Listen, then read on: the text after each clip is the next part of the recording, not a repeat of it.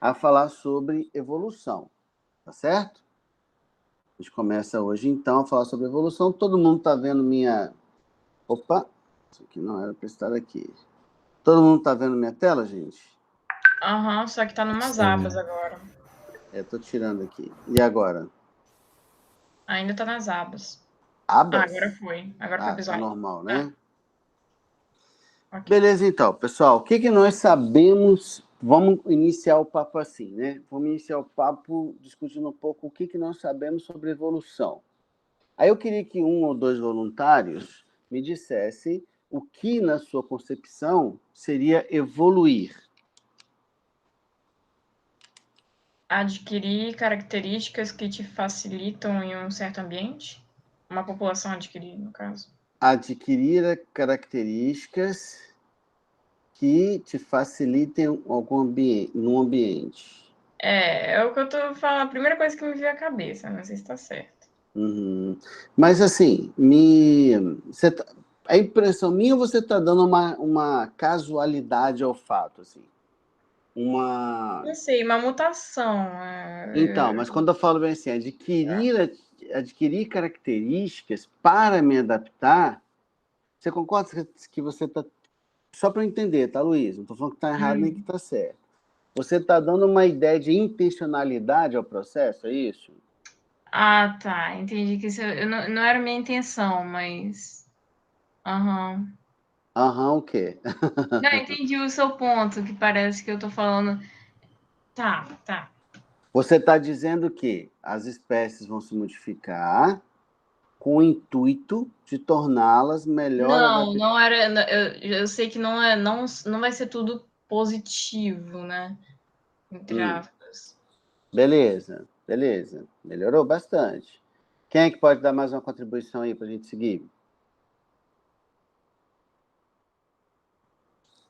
Eduardo, melhora seu filme aí comigo, vai.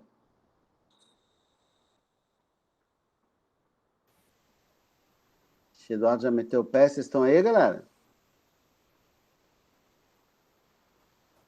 Ei, vocês Sim. estão me ouvindo? Ah. Cadê você, Alô, alô, Eduardo? alô, tô aqui, tô aqui. É que eu tava com o Aí, microfone Eduardo. mutado, tava falando sozinho. Ah, Ah, tá. Então vai lá. Fala para mim aí o que que você pensa sobre evoluir. O que que é evolução biológica para você? eu acho que é quando acontece uma mutação, uma mudança, né, no fenótipo do indivíduo, e essa mudança facilita para que esse prospere mais, né, de alguma forma, e assim vai, tipo, meio que mudar para melhorar, né, não sei, a quantidade de indivíduos da mesma espécie, não sei, Entendi. ou Ok. facilitar a vida. Beleza. Mais alguém quer contribuir com alguma fala? Quer dar uma opinião? Ninguém mais? Bom, então olha só, pessoal. A primeira coisa importante é que a gente lembre do seguinte: evolução, e a gente está falando de evolução biológica, beleza? Nós demos muitos significados diferentes à palavra evolução quando a incorporamos ao vocabulário brasileiro, português, né, no caso, tá? Então, isso acaba gerando algumas confusões que são bem normais mesmo de serem percebidas, tá? Então, a primeira coisa, galera, é a gente entender que evoluir, que é uma característica ligada à vida, é a capacidade de sofrer mudanças, beleza? Evoluir é isso. Evoluir é ser capaz de mudar ao longo do tempo, tá certo? E esse tempo, pessoal, que a gente está falando, ele é um tempo geológico, beleza? A gente está falando de um tempo que é um tempo geológico, ou seja, essa mudança que eu me refiro, que ocorre nos seres vivos, são as mudanças que se acumulam, né, durante eras, durante milhares e milhares ou até mesmo milhões de anos, tá certo? Então, sempre que eu falar em evolução, em mudanças evolutivas, aí eu vou reforçar uma fala que a Luísa fez, eu não estou falando de indivíduo, Eu sempre estou falando de uma população. A unidade básica da evolução nunca é o indivíduo. Ela é sempre a população. Quem evolui não sou eu, quem evolui é a minha população. Tá certo? Então, primeiro, os dois primeiros conceitos importantes. Evoluir é ser capaz de sofrer alterações, sofrer modificações no tempo, num tempo geológico, a gente está falando de milhões ou milhares de anos, beleza? E essas mudanças não aparecem em mim, elas aparecem na minha população. Primeiro ponto, beleza? Essas mudanças, elas se devem a vários fatores evolutivos, ok? A mutação é um fator evolutivo importante? Eu vi aí que, acho que Luísa usou essa expressão, acho que o Eduardo também usou. A mutação é um fenômeno evolutivo? É um fator evolutivo, é o mais importante? Não, não é. Beleza? Mutação é um fator de evolução, sim, ok, mas não é o principal, é um deles. Porque do ponto de vista evolutivo, qual é a grande importância que a mutação tem? É a única maneira de aparecer um alelo novo em uma dada população. As mutações do ponto de vista evolutivo, elas são importantes, porque é somente por meio de uma mutação gênica que um gene novo, que um alelo novo surge numa população onde ele não existia. Beleza? Mas eu tenho que lembrar, galera, que mutações são eventos extremamente raros. E como eles são raros, eles não podem ser o principal fator evolutivo. Tranquilo até aqui, galera? Tranquilo. Beleza. Qual é o principal fator evolutivo envolvido? O principal processo evolutivo, pessoal, é a recombinação. É a recombinação gênica. É a recombinação gênica. Ou seja, é a mistura de material genético entre os indivíduos de uma dada população. E isso vai se dar como, galera? Vai se dar por meio de reprodução sexuada. Então, um dos principais fatores evolutivos, sem dúvida, é a reprodução sexuada. Aquela reprodução que favorece, né, a ocorrência de variabilidade genética. E sobre essa variabilidade genética, a seleção natural. Ou seja, por meio da reprodução sexuada entre os indivíduos de uma dada população ao longo das gerações, você vai ter várias combinações genotípicas e fenotípicas possíveis, que vai ser a matéria-prima da evolução. E a seleção natural vai definir quem, dentro dessa variabilidade, vai ser o mais apto para aquele determinado ambiente. Então, enquanto a variabilidade dentro de uma população é a matéria-prima da evolução, a seleção natural é a ferramenta com a qual ela vai promover essas mudanças ao longo do tempo. Ficou claro, gente, isso? Ficou claro, galera? Alguém fala comigo? Professor, rapidinho, é mais difícil uma população que só se reproduz assexuadamente sofrer uma evolução? Com certeza. O problema de uma população que se reproduz de maneira assexuada é que a variabilidade dela, genética dela, vai ser muito baixa. E quando a variabilidade genética é muito baixa, o que significa dizer que a variabilidade genética é baixa? Significa dizer que os indivíduos são genotipicamente muito similares. Então, tanto as forças quanto as fraquezas que esses indivíduos apresentam, eles são muito comuns dentro da população. Então, se você tem uma população onde os indivíduos são muito parecidos, né? Se você tem um fator limitante que um desses indivíduos é suscetível a ele, a maioria dos outros também será. Então, vamos supor assim, eu tenho uma população de 1.000 indivíduos. Aí vamos supor que não haja reprodução sexuada nessa população. Qual é o fator de variação? mutações, que eu falei que são raros. Então, a diferença entre os indivíduos vai ser muito pequena. Vamos supor que um desses indivíduos seja vulnerável a um determinado vírus e esse vírus chegue nesse ambiente onde a população está. A população vai ser dizimada pelo vírus, porque se um é, praticamente todos serão. Então, ao longo da história da vida no planeta, né, da evolução da vida no planeta, houve espécies que se reproduzem de maneira assexuada? Sim. Inclusive hoje, bactérias não têm reprodução sexuada conhecida. Só tem reprodução assexuada, que é a bipartição, né, ou cisparidade. Porém, mesmo as bactérias, ao longo da evolução, né, conseguiram realizar processos que favoreciam esse aumento de variabilidade. Né? Se vocês já estudaram bactérias, por exemplo, tem lá a conjugação bacteriana, a transformação bacteriana, a transdução, que são mecanismos realizados por bactérias que favorecem a sua variabilidade gênica. Ah, mas já houve lá atrás bactérias, por exemplo, que não conseguiam fazer isso? Houve. Qual foi a consequência? Foram extintas. Houve animais que se reproduziam única e exclusivamente de forma assexuada? Houve. O que aconteceu? Foram extintos. Lembra que a vida no planeta tem 3 bilhões e meio de anos. Então, nesse meio tempo, uma infinidade de espécies já foram extintas. Então, sem dúvida, né? Espécies que têm reprodução apenas assexuada e não tem nenhum tipo de mecanismo de aumento de variabilidade que não seja mutação, elas estarem vivas hoje é um milagre, que nem deveriam estar. Foi claro, cara? Ficou. Mais alguma perguntinha, gente, por enquanto? Não? Beleza. Talvez isso hoje pareça um pouco lógico para a gente, mas nem sempre foi assim, beleza?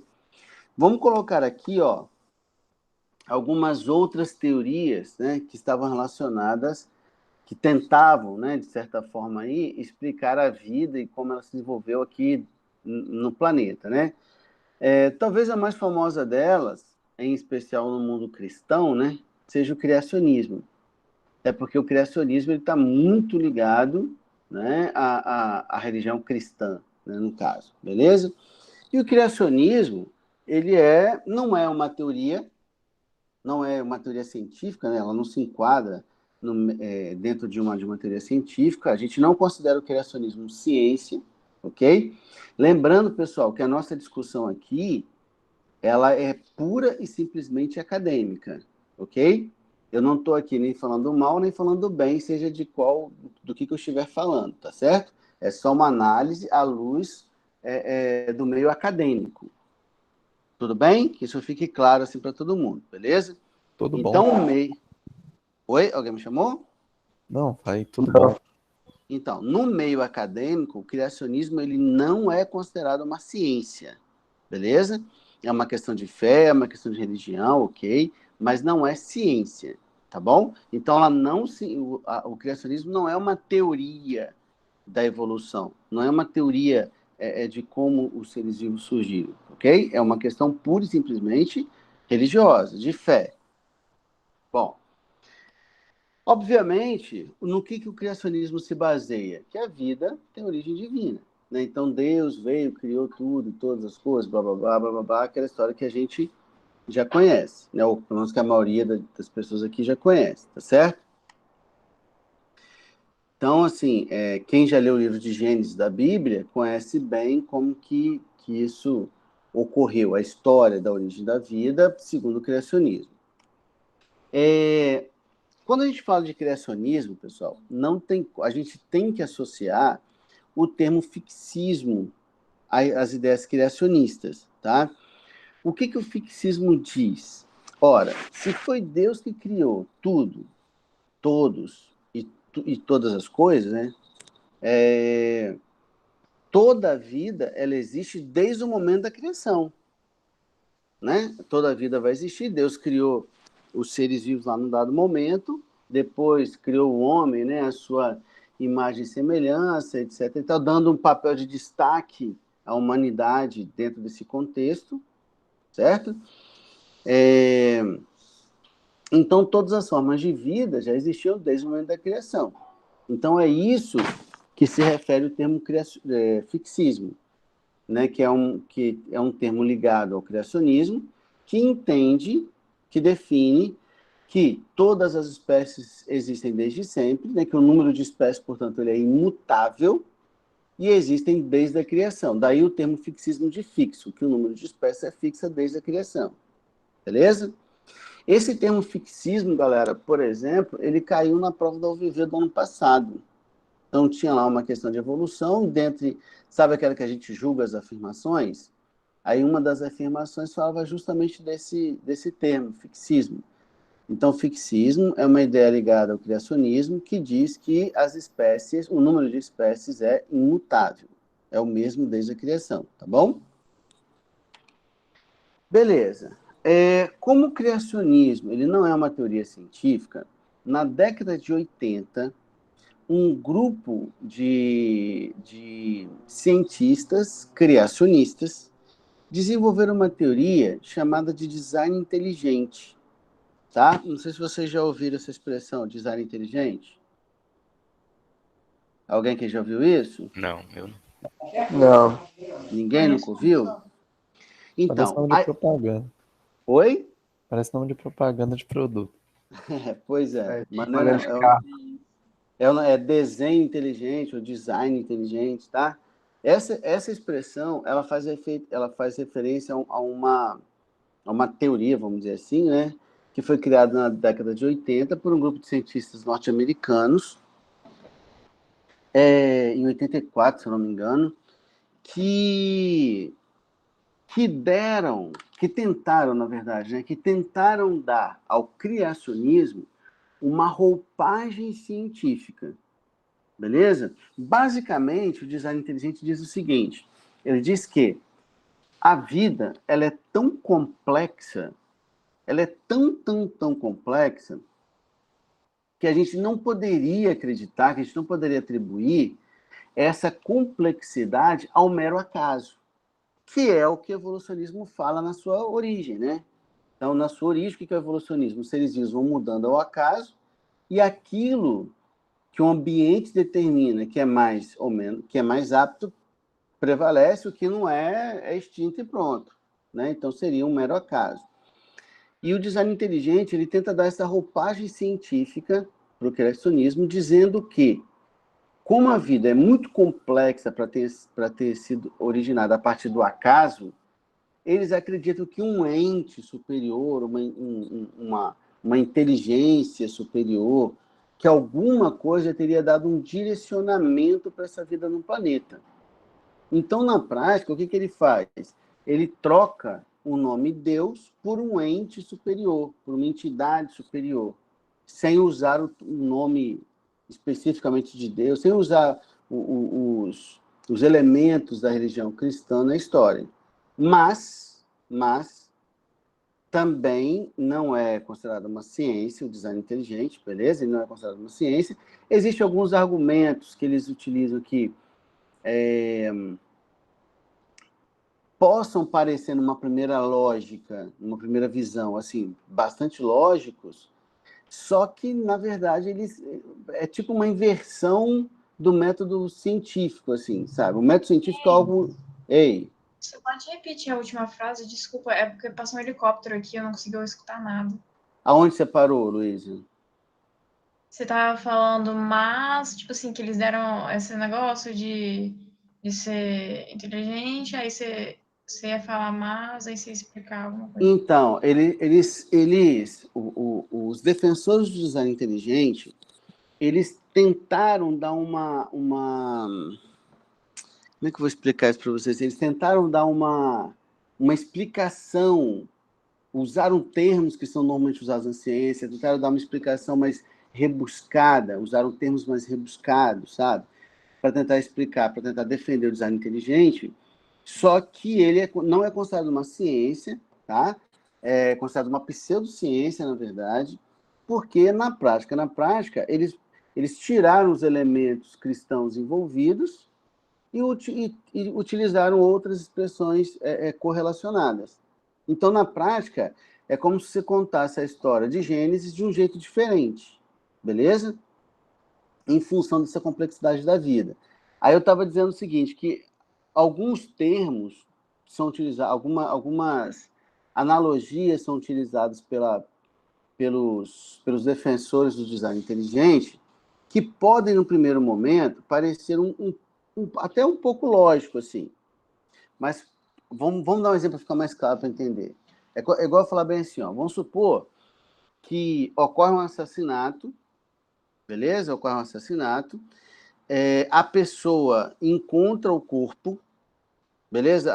O perito forense lá encontra o corpo, ele encontra elementos de que a morte daquela pessoa foi algo feito por um humano, por uma outra pessoa, mas ele não consegue identificar a pessoa. Então, mesmo ele não conseguindo identificar, quem fez, quem provocou aquele homicídio, ele sabe que alguém fez. Entenderam a ideia? Ou não? Não, Ou não entendi o que está ficou correlacionado. viajante? Eu estou dizendo assim, por exemplo, um argumento que é muito comum de você ler quando você dá uma lida sobre design inteligente, é alguém falando bem assim, não, veja bem, vamos imaginar a situação. Eu sou um perito forense, encontro um cadáver não sei aonde. Aí eu vejo lá no cadáver que ele tem algum tipo de... Vamos pegar mais concreto ainda. Eu vou à praia e acho um corpo boiando. Aí eu puxo o corpo para a areia, beleza? Ele não tem aparentemente nenhuma marca, tá? Mas como eu sou um perito forense, se eu encontro um cadáver na água, a primeira coisa que eu faço é o quê? Eu olho o pulmão dela. Se no pulmão tiver água, é porque ele morreu. Quando ele foi lançado na água, ele ainda estava vivo, porque ele aspirou a água e encheu o pulmão. Se eu joguei o corpo na água para simular um afogamento, na hora que o perito olhar o pulmão vai estar seco, porque o corpo foi jogado na água sem ele estar respirando. E se ele não está respirando, a água não entra no pulmão. Então eu vou saber que aquilo foi um caso de assassinato. Tudo bem? Não de afogamento simples. Entendeu isso, Luiz, que eu falei? Isso eu entendi. Beleza. Então, olha só. Se eu sei que o corpo foi lançado morto na água, é porque alguém matou e alguém queria esconder. Então eu sei que isso foi obra de alguém. Só que eu não consigo definir quem foi. Concorda? Em tese, pelo menos, inicialmente. Sim. Eu posso investigar e não chegar no culpado, correto? Não chegar em quem fez aquilo. Então, essa é uma lógica utilizada, um dos argumentos utilizados pelos defensores do design inteligente. E fala assim, olha, a vida é muito complexa. Ela não poderia ter acontecido ao acaso. Então, alguém fez isso. Mas o fato de eu não saber quem fez, não quer dizer que ele não exista. Compreendeu a analogia agora? Ah, tá. Agora no final eu entendi o que eles estavam querendo dizer com tudo isso. É porque a história foi tão, pra mim, foi tão nada a ver, entre aspas. Eu fiquei, gente, o que eles estão querendo dizer? Eu entendi. Ficou claro, galera? Alguém mais está na dúvida? Então, parece lógico? Parece. Porra, a vida é muito complexa. Ela não poderia ter surgido por acaso. Tá, mas quem criou? Eu não sei. Mas o fato de eu não saber não quer dizer que não exista. Beleza? Só que isso, galera, foge totalmente à lógica do método científico. Uma teoria científica, ela tem que ser testada exaustivamente e o resultado daquilo que eu estou pesquisando, daquilo que eu estou testando, tem que ser previsível. Por exemplo, algo, para ser considerado uma teoria, olha, o fenômeno é esse, X. Se eu simular esse fenômeno diversas vezes, em diversas situações diferentes, o resultado vai ser esse. Então, o resultado ele é previsível. Aí sim, aí eu tenho uma informação consolidada do ponto de vista científico, que é baseado no método científico. Algo para ser considerado uma verdade, mesmo que seja uma verdade efêmera, porque mesmo na ciência, galera, a verdade ela não é absoluta. A verdade que eu tenho é a verdade de hoje. Amanhã ela pode ser uma verdade diferente, porque ela depende de novos conhecimentos que eu posso adquirir de hoje para amanhã. Então, mesmo na ciência, não existe absolutismo nas coisas, tá? Não existe um fim na informação por si só. A informação que eu produzo, o conhecimento que eu produzo, é sempre um degrau para chegar em uma outra informação. Dentro dessa lógica, a ciência, ela acaba sendo, né, se eu relativizar do ponto de vista temporal, ela acaba sendo efêmera, porque ela pode vir a ser mudada à medida que mais conhecimento eu adquiro. Porque todo conhecimento, gente, ela gera outra ou outras perguntas, o que te levam a mais pesquisas. Entendem isso que eu estou falando? Sim. Então, por exemplo, vocês aprenderam na química que alguém, eu não lembro quem agora de cabeça, que alguém disse que o átomo era uma partícula indivisível. E tanto é que o átomo quer dizer isso, né? Não divisível. E depois se descobriu que o átomo tem várias partículas e subpartículas atômicas. Beleza? Então, no primeiro momento, o átomo era indivisível, depois ganhou prótons, elétrons e nêutrons, depois descobrimos que ainda havia subpartículas atômicas ainda, quarks, sei lá o quê, né? Então, toda vez que você tem uma informação, que você produz uma informação do ponto de vista científico, nada não quer dizer que essa informação ela vai perdurar por muito tempo. Ela até pode perdurar por muito tempo, mas ela não vai ser necessariamente inatingível. Tudo bem, galera, o que eu estou falando? Ou está muito viajante o papo aqui? Tô entendendo. Tá de boa para todo mundo? Mais ou menos. Tá bom. Pode falar aí, Daniel. Tá É bom, Daniel ou tá Eduardo? ótimo. Sou eu, Daniel? Daniel. Discute ótimo. aí, Daniel. Adoro discutir. Fala aí. É o meio Não, tá termo, bom. né? É o Hã? meio termo, né? O pessoal que não é extremista, tipo, é um pouco de ciência, um pouco de criacionismo, aí junta os dois e dá nisso daí. Você está falando do quê? Eu acho que eu não Nesse, dividiria o criacionismo pela ciência. Eu acho que os dois andam juntos, na minha visão. não, então é isso que essa parada que ele falou aí do. Como é que é o nome? Design inteligente. Design inteligente, eu acho que é isso, que meio que juntou os dois, assim. Não. Na verdade, o design inteligente, ele é o criacionismo. Ele é o criacionismo disfarçado. Então, é como se, tipo assim, Big Bang aconteceu, mas por intervenção de Deus, tipo isso. É isso que, que eles dizem, não? Isso. Algo mais ou menos nesse sentido. Que alguém fez. Ó, o Big Bang aconteceu, mas alguém fez. Uhum. Você entendeu? Entendi. A vida tem- surgiu, mas tem não uma surgiu ao teoria. acaso. Alguém fez. Pode falar. Tem uma teoria, o universo está em constante expansão. Se está em constante expansão, teve uma ignição, um início. Então, Sim. dizem que esse início foi o Big Bang e, tipo, pode ser, digamos, na Bíblia, no primeiro versículo em Gênesis, falou que haja luz e houve luz, talvez esse haja luz e houve luz foi o Big Bang. É uma teoria, né? Nossa, Gênesis é cheio de metáfora, meu Deus do céu. Cara, olha só.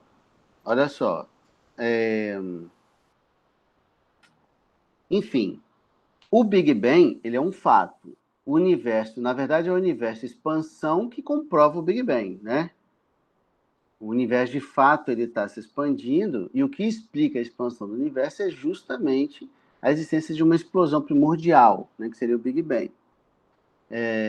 Aí vem, fisicamente falando, o Big Bang tem a ver com a força gravitacional, e não teria nada de divino nisso, né? A grande pergunta, pelo menos assim, eu não sou um grande estudioso desses apontamentos, vamos dizer assim, a grande pergunta é o antes do Big Bang. De onde veio essa matéria que culminou numa concentração de massa gigantesca que deu origem a uma explosão, né, como o Big Bang, e deu origem a todo o universo.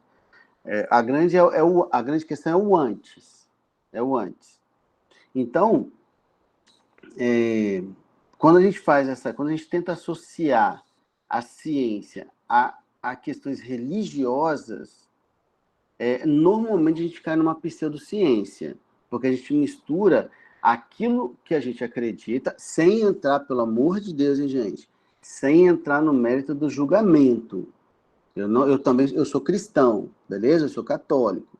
Então, eu não estou entrando no mérito do julgamento da fé de quem quer que seja. Não é esse o objetivo. Eu estou fazendo uma discussão imparcial acerca de uma teoria científica, o que o criacionismo não é. Então, como o criacionismo não é, seja ele em qual versão ele aparecer, não tem como eu associar o criacionismo, ou o design inteligente, ou o que quer que seja, a uma concepção científica, a uma concepção acadêmica. Não dá para eu fazer essa relação. Por mais que eu queira, por mais que minha fé seja grande, não dá para eu juntar as duas coisas. Beleza? O método científico, ele tem esses formatos, e não se encaixa no formato do método Não científico. se encaixa, perfeito, exatamente. Porque, para a ciência, aquilo que é uma informação científica, ela tem que ter previsibilidade, ela tem que ter repetibilidade. Ela tem que ser repetida. Se ela não tiver repetição, ela ocorre ao acaso. Então, se ela ocorre ao acaso, ela não é um fato. Entendeu isso que eu estou falando? Todo experimento científico, ele exige a montagem de um experimento que tenha repetições, que tenha amostragem, para eu perceber que aquele fenômeno que eu estou verificando, ou que eu estou estudando, né, ele vai acontecer de novo. Naquelas condições que eu propus, ele vai acontecer de novo.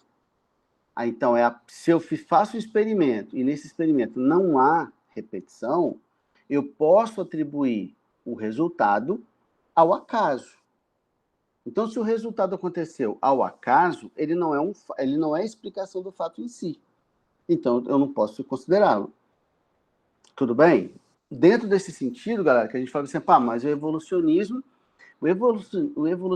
ele vem sendo testado há muito, muito, muito, muito tempo, em diferentes situações, beleza? E os resultados são sempre os mesmos. São sempre os mesmos. Então, quando eu explico a evolução biológica, Professor, né? Sim? eu tenho uma dúvida. Na questão do evolucionismo, tipo, em bases concretas, se eu não me engano, eu não tenho certeza, tipo, eu tô fazendo É meio que um quem que tá chutômetro falando? aqui. Só para eu saber aqui. É o Vé. É o Vé. Werther? Tá, fala aí, Werther. É que a gente sabe que a possibilidade de a gente tem a evolução na espécie, ou seja, tipo, um pássaro cria um certo tipo de bico, há umas transformações no nosso corpo, mas não tipo, nada que a gente pode literalmente comprovar assim, visto até hoje uma transformação de espécie para outra espécie, certo? Não, Se errado. você entendeu. Eu acho que eu entendi. Mas você consegue ver sim.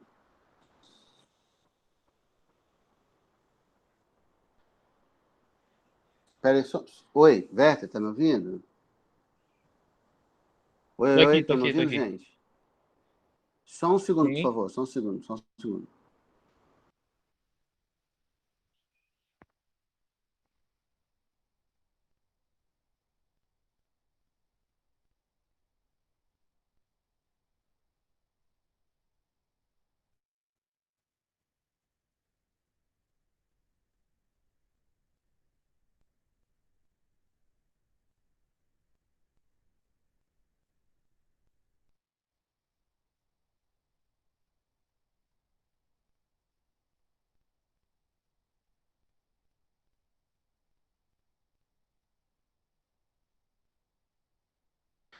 Oi, gente, perdão. Eu tô com meu filho aqui, só tá eu e ele, aí tive que dar um help aqui. Vocês estão me ouvindo?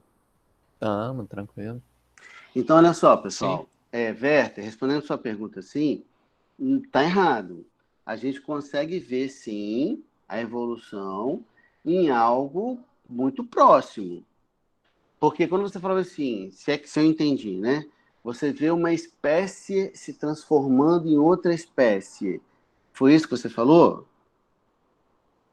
É isso, a evolução de espécie para outra espécie, digamos assim. Então, vamos pensar, né? Aí vamos voltar àqueles conceitos originais, né? O que é evoluir? É mudar. Então, você vai ter que ter um conjunto de mudanças que seja suficiente para determinar que uma determinada população deixou de ser da espécie de outra população. Tudo bem isso que eu estou falando? Isso. Beleza? Então, vamos lá.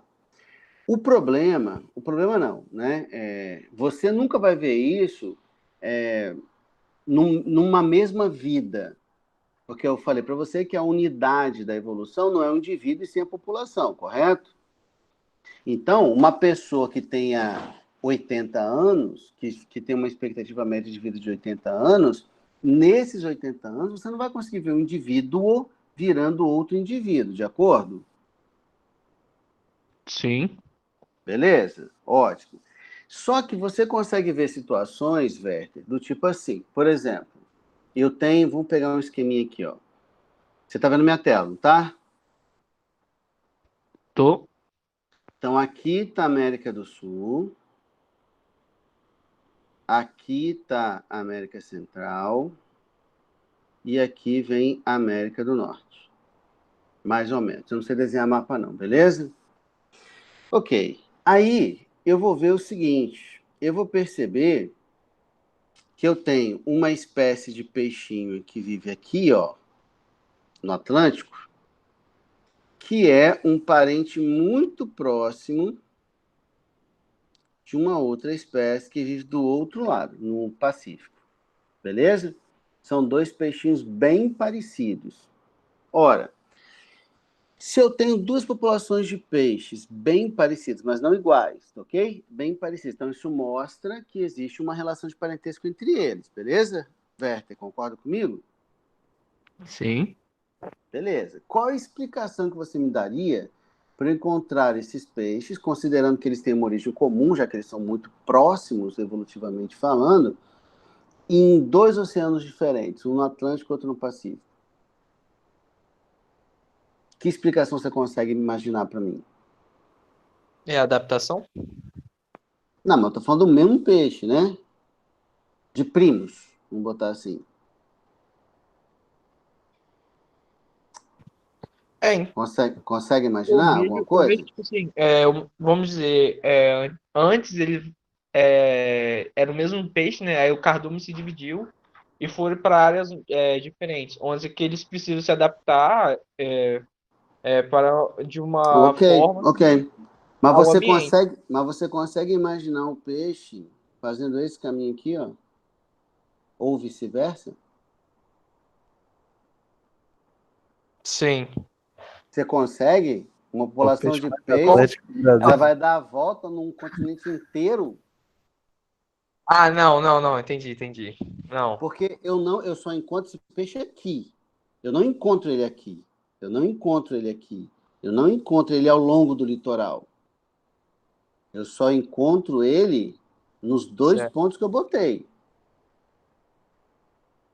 Qual é a explicação para isso, Werther? O Istmo do Panamá.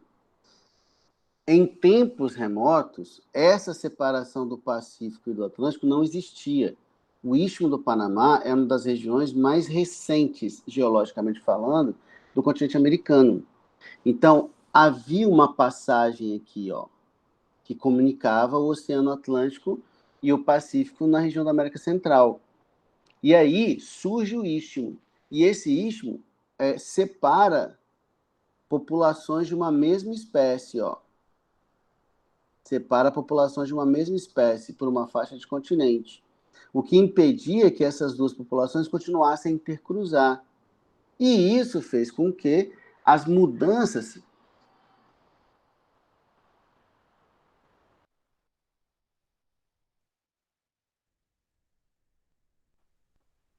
E isso faria com que. Gente. Tô aqui. E isso faria com que as mudanças que ocorreram aqui não fossem compartilhadas com essa população do Atlântico e nem vice-versa. Então aqui você teve a criação de uma nova espécie pura e simplesmente por conta de uma barreira geográfica. Entendeu, Werther? Então, eu consigo ver espécies novas aparecendo? Consigo. Eu consigo ver. Não na minha vida, não em 80 anos de existência, mas eu consigo ver dentro de um período Sim, professor. contemporâneo isso surgindo. Pode falar.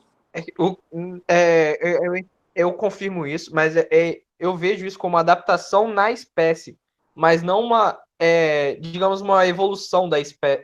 Não evolução, porque eles evoluíram por Ué, causa ao ambiente. mas o que Mas, é tipo, mas o que é adaptação, Werther? uma espécie em si, tipo assim, vamos dizer, a evolução do homem, do macaco para o homem. Eu não consigo, tipo, ver essa evolução, entendeu? Você não consegue Porque ver? na ciência a gente não tem. Eu vejo a semelhança entre o primata pro ser humano. Tem uma semelhança, tem uma Até porque nós somos compatibilidade. primatas também, né? Isso, nossa, assim, mas o que eu quero dizer é que eu vejo uma mudança, uma evolução na espécie, mas eu não vejo a evolução, tipo assim, a evolução do macaco pro ser humano. Eu vejo o ser humano evoluindo, o macaco evoluindo também. Um peixe evoluindo de uma forma, mas eu não vejo essa mudança, tipo, um pássaro, ele muda o bico por causa de certa, a mudança da vegetação.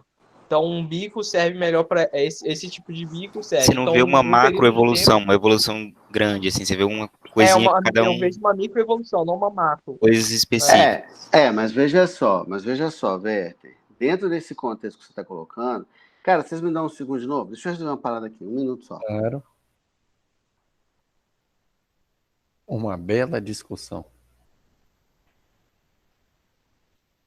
Não, tipo assim, cientificamente, eu não, tipo, eu vou fazer uma prova, eu não vou falar o que eu acredito, eu vou falar o que a ciência está dizendo, né?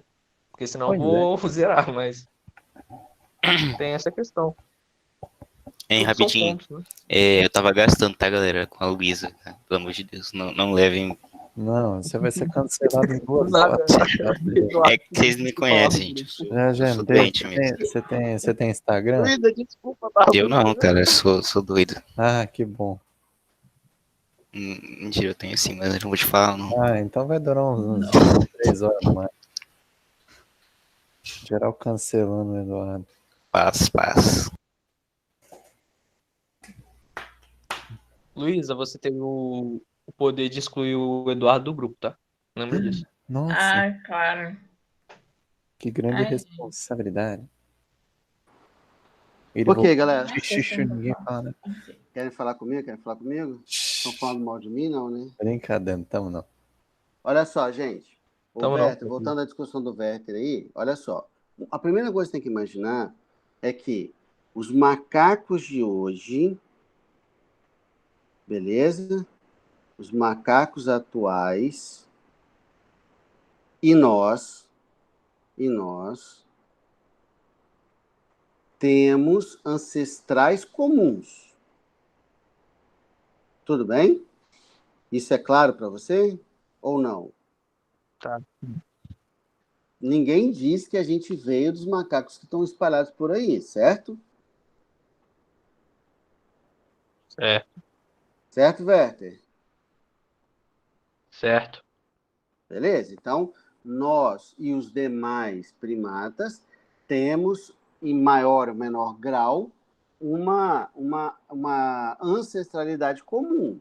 Então, por exemplo, você já deve ter reparado que um grupo de um determinado grupo de primatas está mais é mais parecido com a gente do que outro. Por exemplo, gorila, chimpanzé, bonobo, orangotangos são primatas que estão na nossa linhagem evolutiva. O sagui de cara branca, o macaco prego, o bugião, não sei o quê, são macacos que estão em outra linhagem evolutiva. Lá atrás, eu tenho um ancestral muito mais perto da gente e do bonobo e do chimpanzé do que da gente e do que um sagui de cara branca. O ancestral está muito mais lá atrás. Então, o que você não vai conseguir ver em vivo, né? Não vai conseguir ver em vivo uma espécie virando outra espécie de maneira natural. Mas você consegue ver isso de maneira artificial. Porque, Werther, a segunda pergunta que você faz é o que é uma espécie. Quando eu falo por que esse grupo é de uma espécie A e esse grupo é de uma espécie B, o que determina que isso é da espécie A e isso é da espécie B? Uma impossibilidade de se reproduzir. O que nós falamos assim, ó, cavalo é de uma espécie A, zebra é de uma espécie B. Pô, mas cavalo e zebra são parecidos, não são? Não são, Werther? Vocês estão me ouvindo, gente? Sim, Então, sim. aí para todo mundo, né? Vocês concordam que cavalo e zebra são parecidos? Mas eles não conseguem se reproduzir. Em condições naturais, eles não conseguem se reproduzir. Isso prova que cavalo é uma espécie e zebra é outra. Um leão e um tigre são parecidos, não são? Muda a cor, né? Está mudando cor só, praticamente. Mas eles não conseguem se reproduzir em condições naturais. Isso prova que tigre é uma espécie e leão é outra. Cachorro e lobo é parecido, não é? Mas se eu soltar um cachorro numa área com um alcatéia de lobos, eles não conseguem se reproduzir em condições naturais. Então, lobo é uma espécie, cachorro é outra. Agora, se eu falasse bem assim, ó, um chihuahua é um cachorro, não é? Sim. Um dog alemão também é um cachorro, não é? É.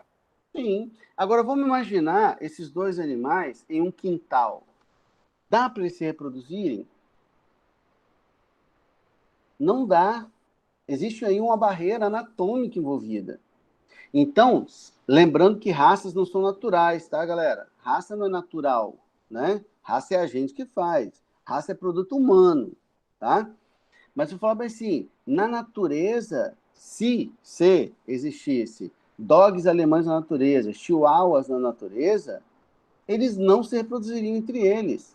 E aí eu poderia falar que o chihuahua é uma espécie e o dog alemão é outra. Então, olha o que aconteceu. Eu peguei uma espécie, que é o cachorro, por meio de cruzamentos controlados, eu, humano, né, dentro da nossa história recente, nós produzimos dezenas de raças diferentes. E a reprodução entre elas, em condições naturais, num quintal, por exemplo, ela não aconteceria.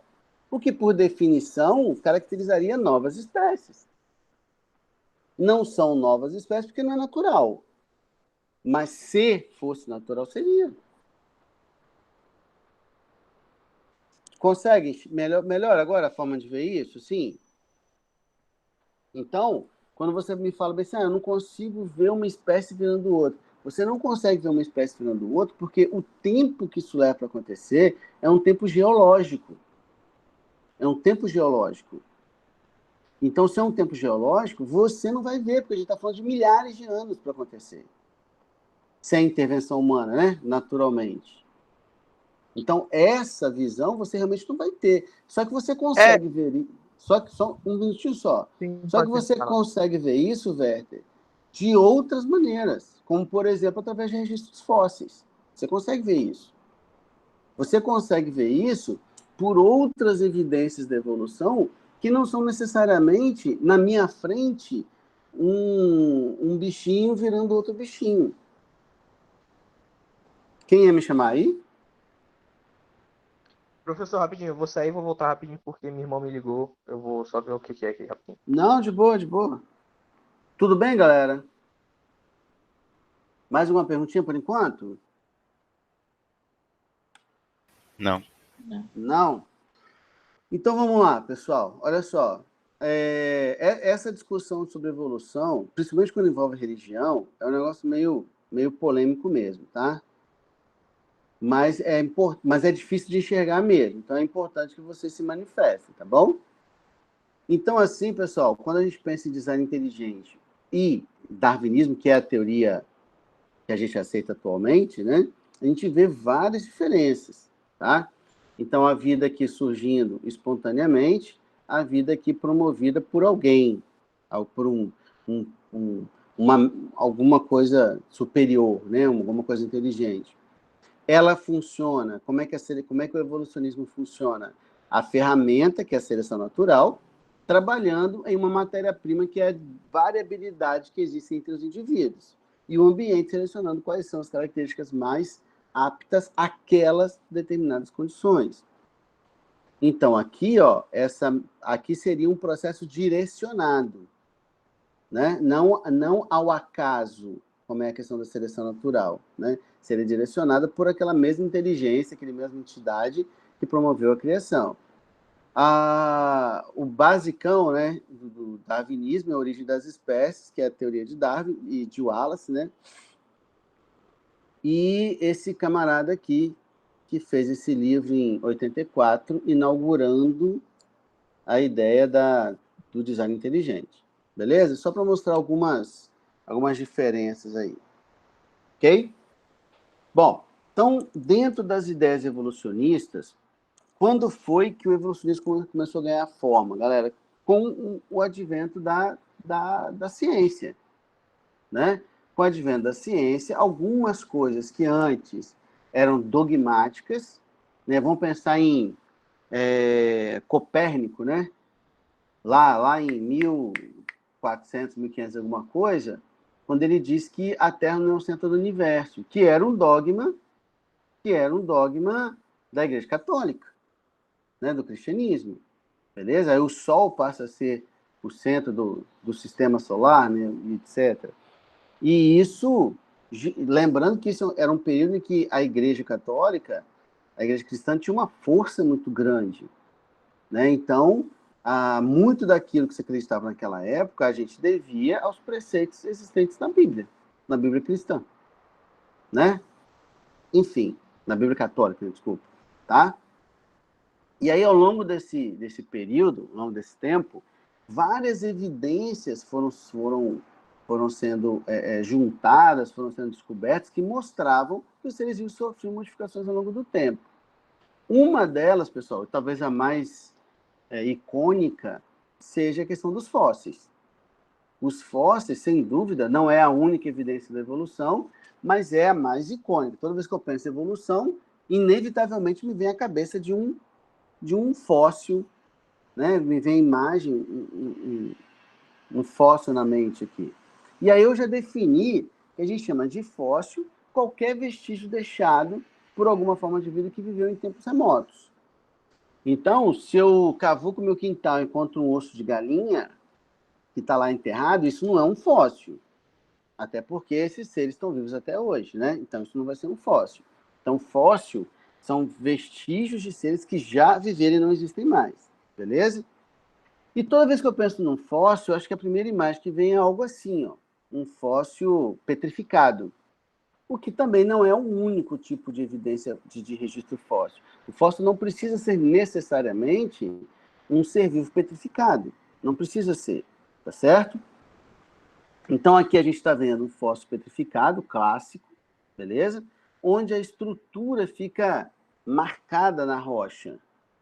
Uma outra coisa importante, galera, é a gente entender, e muita gente não consegue pensar dessa maneira, e quando eu vejo um fóssil dessa forma, eu não estou vendo o osso do animal.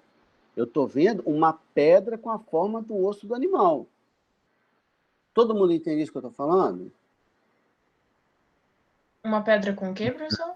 Com a forma do osso, e Sim. não o osso. Então, quando eu vejo isso aqui, ó, ou vejo esse crânio, por exemplo, o que eu estou vendo é pedra, é rocha. É pedra que tem o formato da cabeça do animal. É pedra que tem o formato das vértebras. É pedra que tem o formato do fêmur, das costelas e por aí vai. Não é a costela. Professor, Sim? mas o que acontece então? É tipo o quê? Tipo, preenche de pedra aí? Exatamente. Espera que eu vou mostrar uma parada para vocês.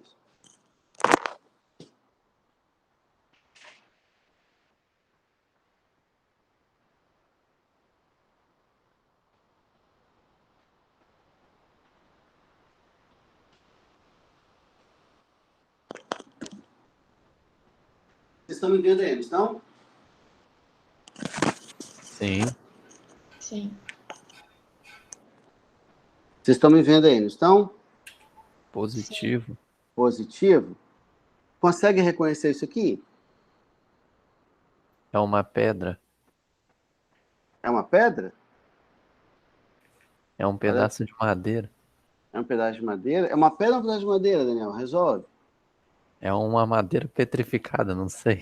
É uma madeira petrificada. Caramba, você entendeu? Isso aqui é um fóssil de madeira. Não tem nada da madeira aqui. Tem só a forma da peça que foi fossilizada. Isso aqui é pedra.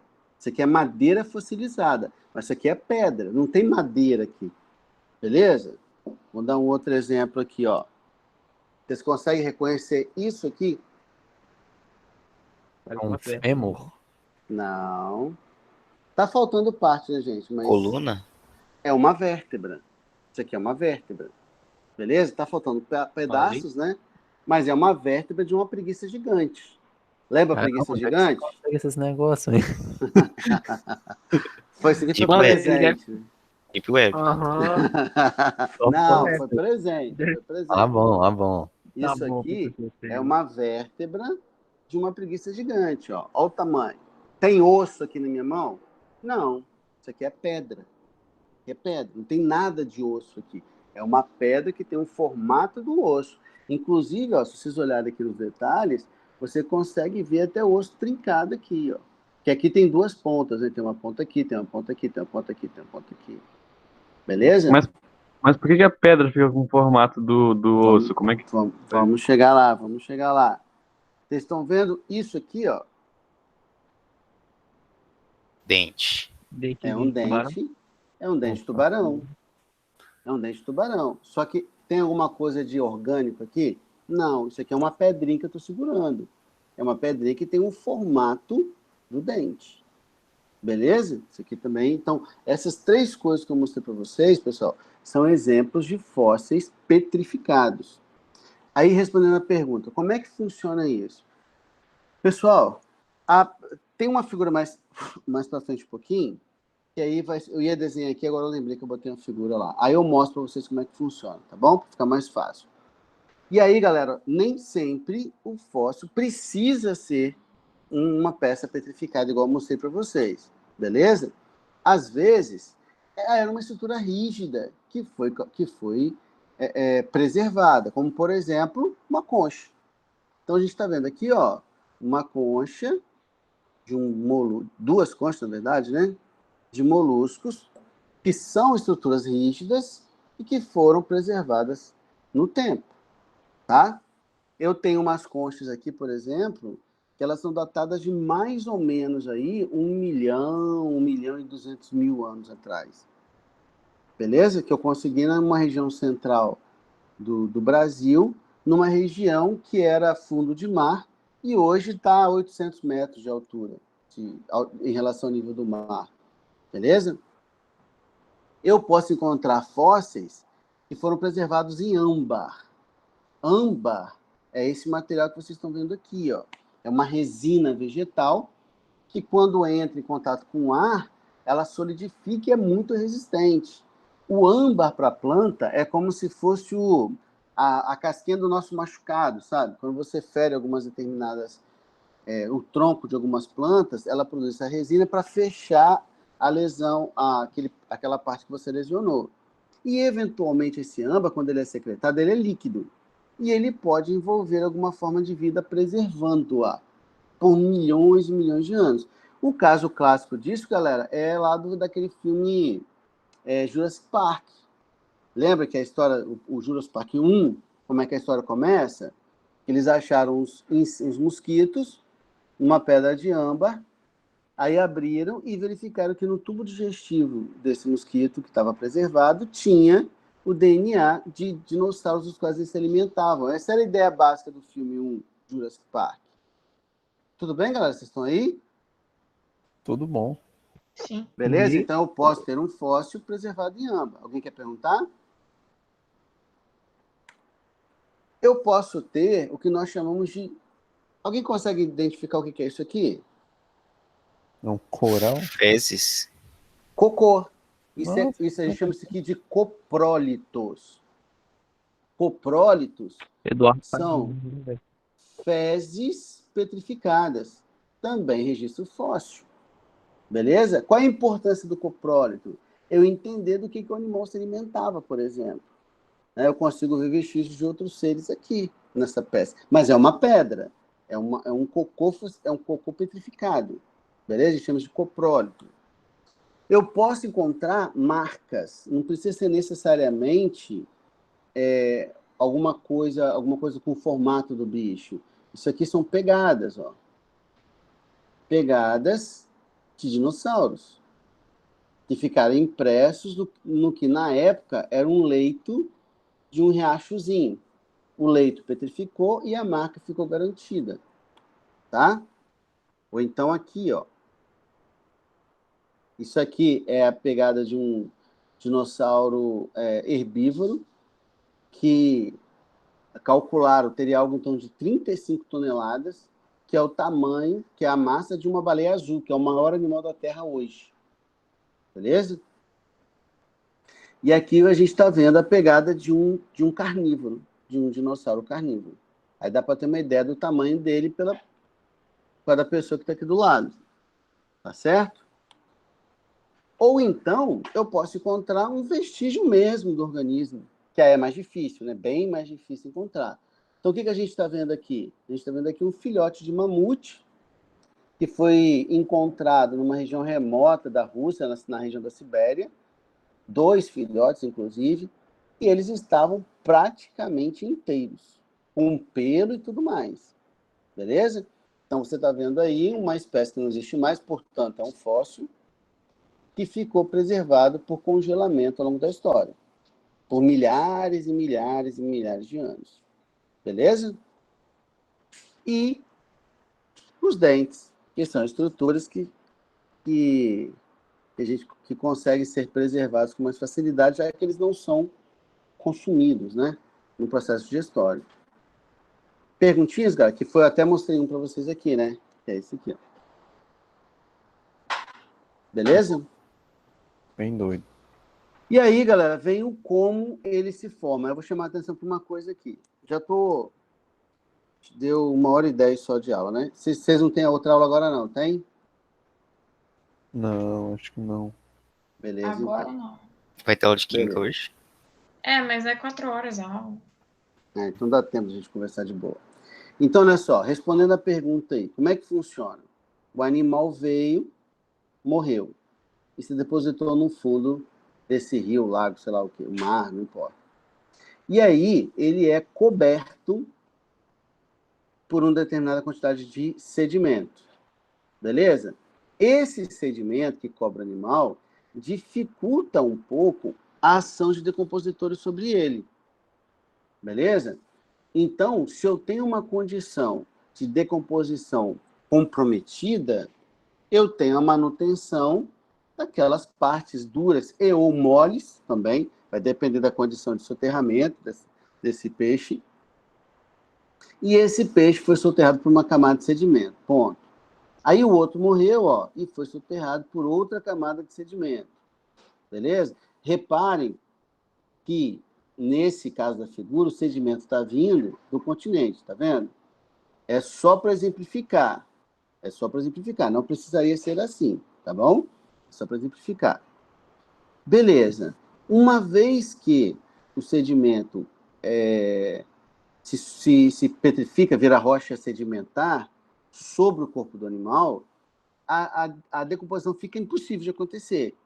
Né? Se aquele sedimento que estava ao redor do corpo do animal petrificou, depois, né, em determinadas condições de pressão, etc. e tal, aí não tem mais como decompor aquilo. Beleza? E aí a gente vai lembrar que a crosta terrestre ela se movimenta. Aqueles movimentos piroclásticos, né? Você já deve ter ouvido isso na geografia. Já vimos isso, né? A crosta ela se mexe. Esses movimentos de soerguimento da crosta pode pegar aquilo que era um fundo do mar ou um fundo de um corpo d'água e levá-lo para ser agora um sedimento superficial. Então, se a rocha dobra por conta de um movimento de um movimento geológico, aquilo que estava debaixo d'água passa a ficar exposto. E, obviamente, eu estou falando de pedra sedimentar.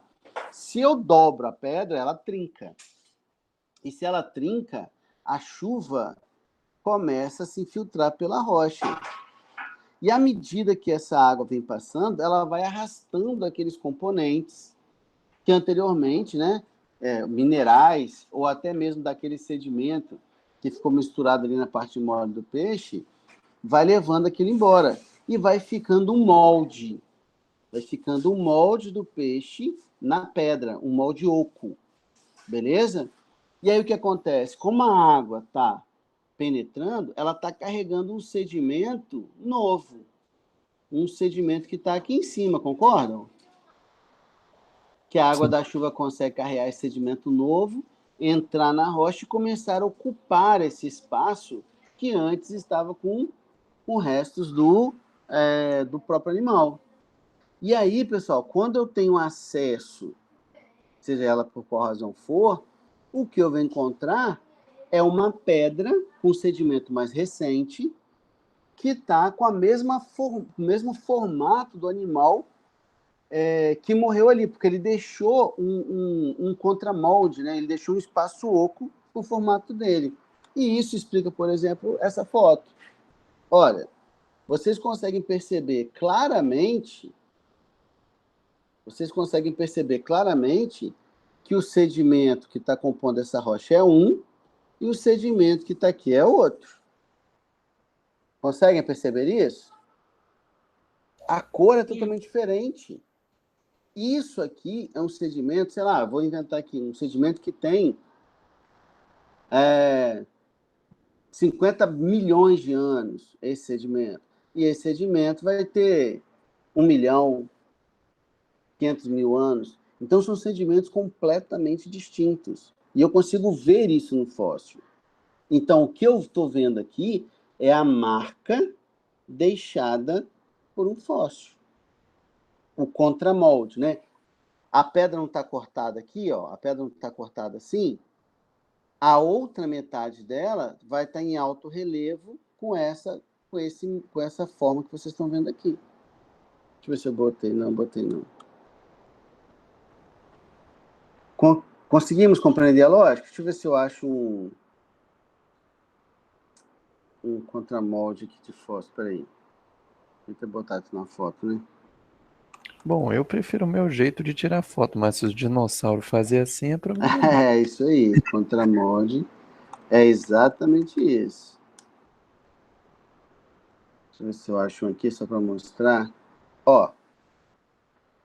Tá vendo aqui, ó? Aqui você tá vendo a pedra que tem o formato do bivalve, tá vendo? E aqui você tem o oco deixado por ele, ó. Esse sedimento é um, esse sedimento é outro. Olha aqui, ó. Olha a impressão nessa rocha. Esse sedimento é um, esse sedimento é outro. Ó. Esse sedimento é um, esse sedimento é mais antigo, esse é mais recente. E aí você vai conseguindo ver, vai conseguindo ver isso no animal. Olha, aqui está a rocha mais recente, que fez o molde, né, o fóssil, e aqui o contramolde dele. Ó. Deu para entender, galera, como é que funciona? Deu. Quem tinha feito a pergunta inicialmente? Acho que fui eu. Ficou claro para você agora? Melhorou? Ficou. Aí só que, tipo, eles formam. Não formam, tipo, inteiro, né? Porque formam mais ou menos um lado, assim, né? Tipo, Como que assim, vai. um lado? É porque o peixe tá deitado, né? Tipo, vamos supor que ele morreu deitado. Aí o sedimento vai preenchendo aquele espaço, só que a parte de cima já não existe, né? O molde de cima, porque foi tirado pela chuva. Não, não. Lembra que essa rocha que você está vendo aqui na figura, ela é uma rocha só, né? Tipo aqui, ó. Por exemplo, ó, era uma rocha só. Aí, quando você parte a rocha, o molde fica de um contramolde fica de um lado e o molde fica do outro, ó. Igual aqui, ó. Essa aqui é a parte de relevo e essa aqui é a parte que ficou vazada, né? Vamos dizer. É isso que estamos falando? É porque eu pensei que tipo assim, tirava uma parte de cima e aí, como tava ali oco, esse sedimento novo entrava nesse aí que tava oco e ficava o moldezinho. Não, então você tem que imagina tudo oco primeiro, todo o Aham, espaço oco. Aí todo o espaço vai ser preenchido com sedimento novo, entendi. entendeu? Aí na hora que você quebra a pedra, geralmente ele costuma partir assim, que é uma área mais frágil, né? Ele costuma É partir porque ele assim, ó. entra, né? O sedimento entra, então, ali, em consequência. Isso. É como se É, eu deixasse um buraco que o sedimento vai preencher bem depois, entendi. beleza? Uma outra coisa importante, galera, é isso aqui, quer ver? Deixa eu ver se eu... Quando vocês veem isso no museu, tranquilo, galera? Vocês veem isso aqui no museu, você não está vendo o fóssil, tá? Você está vendo uma réplica. O fóssil está bem guardadinho, fica dentro de gavetas, bonitinho, ambiente de condições controladas. Isso que eu vejo no museu não é o fóssil, é uma cópia, uma réplica do fóssil. Tá legal? Você nunca vai encontrar um fóssil exposto assim, ou raramente vai encontrar. Tudo bem? Posso seguir? Pode. Beleza. Aí, galera, a gente tem outros tipos de evidências de evolução. Então, a gente falou dos registros, que, sem dúvida, são as mais contundentes, porque elas são muito concretas, né? Literalmente, aliás. E a gente também tem aquela ideia de adaptação, que acho que Werther, né, tocou nesse assunto depois. Adaptação, galera, é o que a gente vê, como é que o organismo se modificou em relação a uma determinada condição ambiental. E aí, nesse caso, nós temos dois exemplos que são muito evidentes, que é a camuflagem e o mimetismo. Então, na camuflagem, você vê uma forma de vida com alterações de padrão morfológico ou de cores para passarem despercebidos no ambiente, tá? Por exemplo, nessa primeira foto, já distinguiram o que tem aí? É um sapinho, hein? Um sapo. Isso aí. Você está vendo um sapo aqui, ó. Beleza? Está vendo um sapo aqui, que tem um padrão de cor que o mescla perfeitamente a serrapilheira encontrada em florestas úmidas. Você tem aqui o mais famoso, né? Que é o bicho-pau, que tem um formato que o camufla, ou a raposa do Ártico, né? Que tem essa pelagem branca durante o inverno, ou o famosão, que é o camaleão, que consegue mudar de cor e tal. É óbvio para vocês qual é a vantagem dessas características em relação ao meio. Então, essa raposa, se a gente for pensar do ponto de vista evolutivo, essa raposa foi sempre branca? Ao longo da história evolutiva dela, aquelas raposas de pelagem mais clara foram selecionadas. Por isso que hoje a população de raposas do Ártico tem pelagem branca, tá? Uma coisa que é importante aqui, galera, que vocês têm que perceber, que a ideia da camuflagem é passar despercebido, né? Quem se camufla não quer ser visto. Esse é o objetivo da camuflagem. Seja ele a presa, seja ele o predador. É vantajoso nos dois casos, tá? Tanto a presa se camuflar, quanto o predador se camuflar. E eu acho que isso é óbvio para vocês, não é? É óbvio, galera? É, Sim? é claro. Ou eu tenho a situação do mimetismo. A palavra mimetismo significa alguma coisa para vocês? Mímica. Mímico. Então, no mimetismo, é a ideia do imitar. Você tem um mímico e um modelo. Mímico é quem imita, modelo é quem é imitado. Tipo aquela Beleza? borboleta que falam que parece uma coruja. Não. Não, é alguma coisa assim, não? Aquela ideia da borboleta, de ter aqueles olhos na asa, não é? Você está falando? Que é...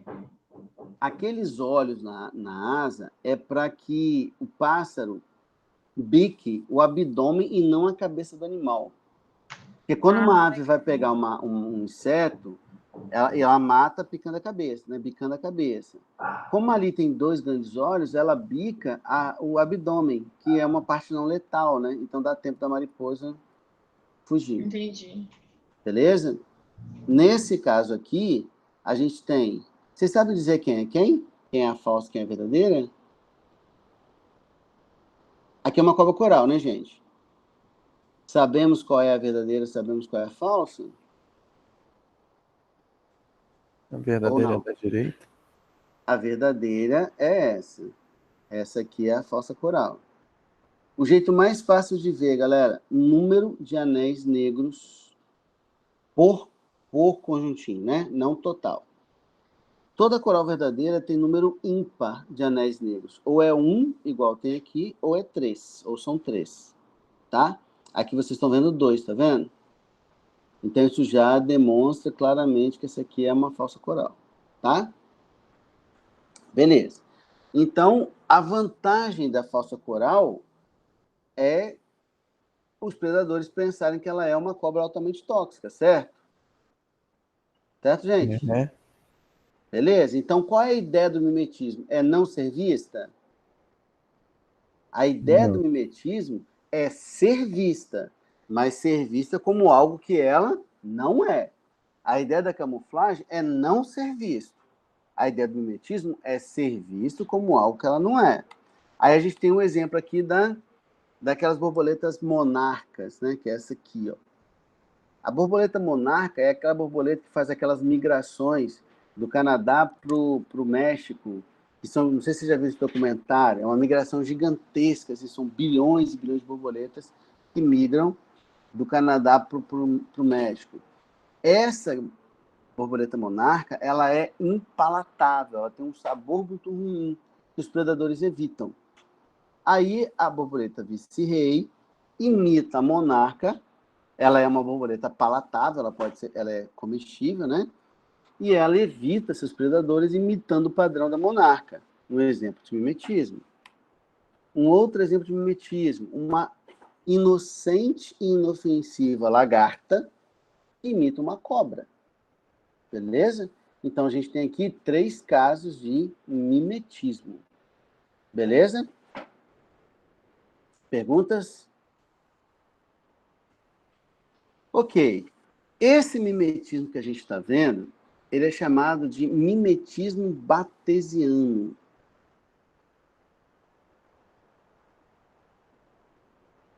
Ok? Vou fazer uma observação aqui, ó. Isso aqui é chamado de mimetismo batesiano.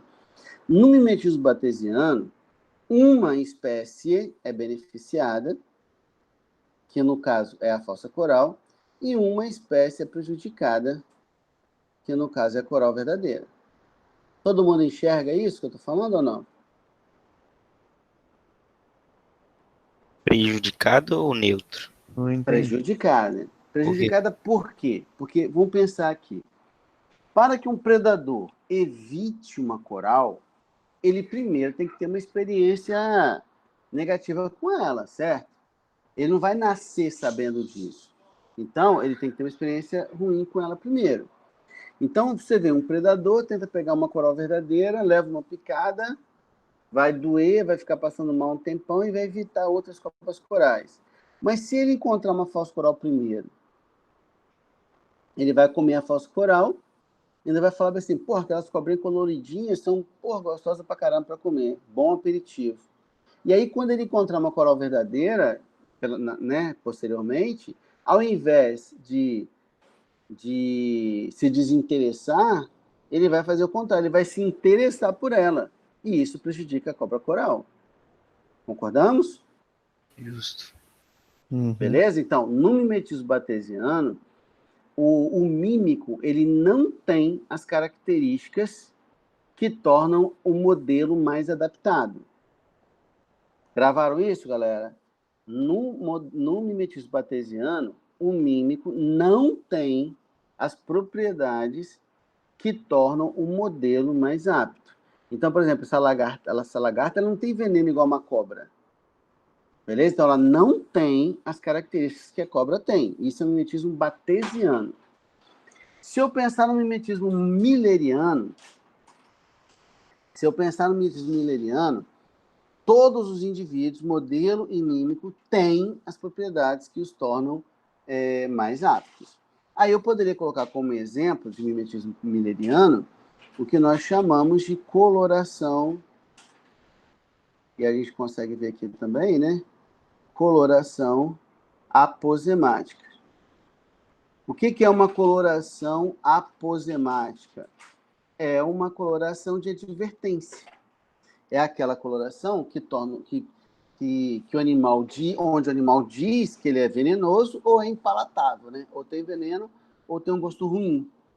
E essa coloração, galera, ela não varia.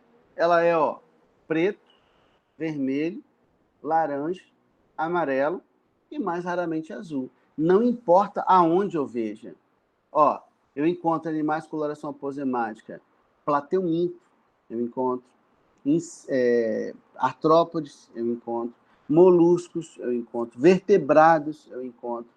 Então, eu encontro animais que não plantas, eu encontro. Então, eu encontro animais ou plantas que têm o mesmo padrão de coloração aposemática, que varia do preto, do vermelho, né, do preto, vermelho, amarelo, laranja, azul, em qualquer espécie, sem que haja nenhum tipo de parentesco entre eles. O que isso significa, então? Que essa coloração ela foi selecionada por similaridade. Aquele animal que tentou pegar um inseto de coloração aposemática e teve uma experiência ruim, ele evita qualquer outra forma de vida com o mesmo padrão de cores. Então, todo mundo é beneficiado nessa história aqui. Porque a experiência ruim de um traz a vantagem para todo mundo. Perceberam a diferença, galera?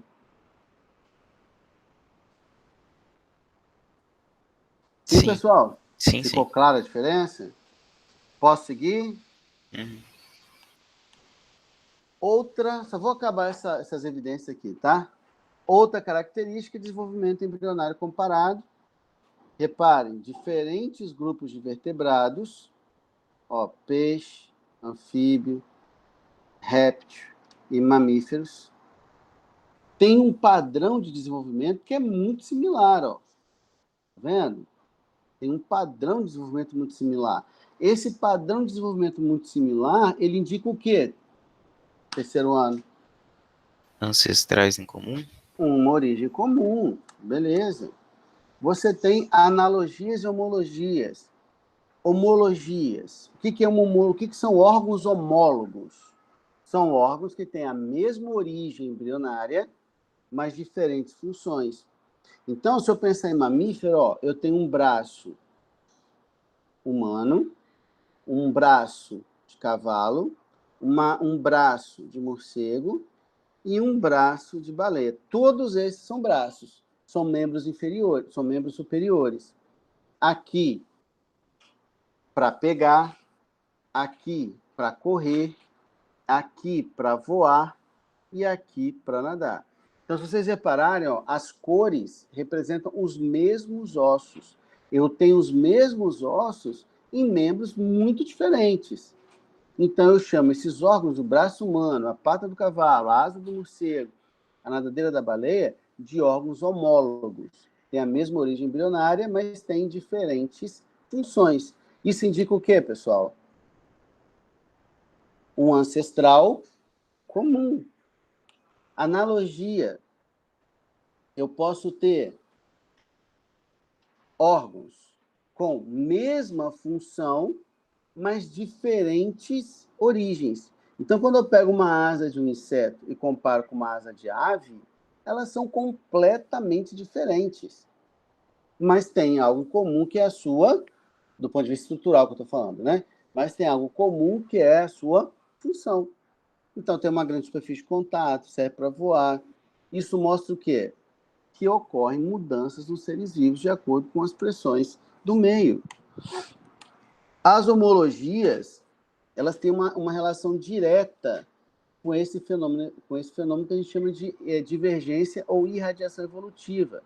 Você tem um ancestral comum, e desse ancestral comum derivam vários grupos totalmente diferentes, mostrando que os seres vivos eles se modificam ao longo do tempo.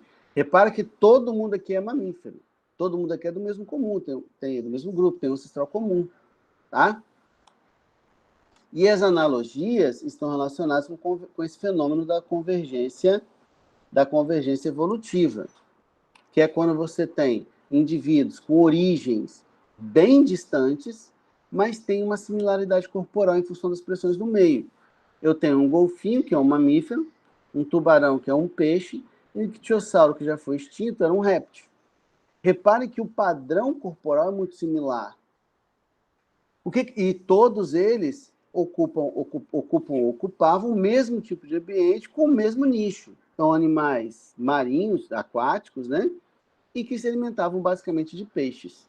Então, você tem o mesmo padrão corporal. Seres que não têm relação de parentesco entre eles, mas em função das mesmas pressões seletivas, ou seja, a seleção natural, ela atuou da mesma forma, visto que o ambiente e o nicho eram os mesmos. E aí deu um mesmo padrão corporal para esses animais. Tudo isso, exemplos de evidências da evolução.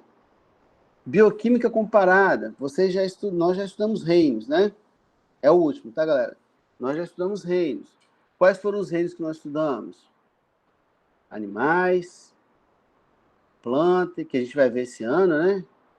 Fungos, protozoários e algas e as bactérias. Certo? Esses são os reinos, né? Aí vem uma proposta nova de classificação que propõe separar os seres vivos em 3 grandes grupos. Beleza? O eucária, que não tá, né? Tá só esse aqui, ó. O eucária, a gente chama de domínio, tá? O domínio eucária, que obviamente engloba todos os eucariotos. Quem são os eucariotos, pessoal? Todas as formas de vida, menos os moneras. E ao invés de eu pegar o monera, né, o reino monera que sobrou, e dividir em um domínio só, eu divido em 2 domínios. O domínio árquea, beleza? O domínio árquea e o domínio bactéria. 2 domínios. Eu peguei um reino, e dividi em 2 domínios. Ué, por que eu dividi esse reino só em 2 domínios? Porque, bioquimicamente falando, você lembra do RNA ribossômico? Que é o RNA que forma os ribossomos. O RNA de árqueas e eucariotos é muito mais similar do que o de árquea com outros procariontes. Então, repare, eu tenho 2 células procariotas, arqueias são procariotas, bactérias são procariotas. Então, o tipo de célula é o mesmo.